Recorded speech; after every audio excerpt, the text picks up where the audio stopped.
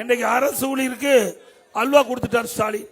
அரசு ஊழியருக்கு பாவம் அவை நம்பிட்டு இருந்தாங்க, நல்ல மனுஷங்க. ஏன்னா எவ்வளவுதான் நம்ம ஆட்சிக்கு வந்தாலும் அரசு ஊழியர்கள் தான் அரசாங்கம் போடுற திட்டத்தை செயல்படுத்த வேண்டும். இன்றைக்கு ஒரு வண்டினா 2 சக்கரம் இருக்குது.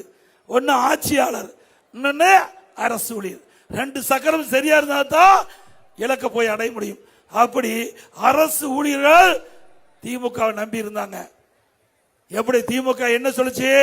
கடந்த தேர்தலில் திராவிட முன்னேற்ற கழகம் ஆட்சிக்கு வந்தா பழைய ஓய்வு திட்டம் கொடுக்கப்படும், நாங்க கொடுக்கல.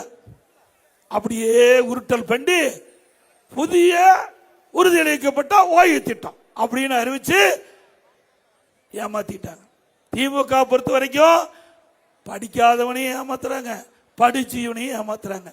ஏமாத்துறதுக்கு பேர் போனவர்கள் திமுக கட்சிகள்.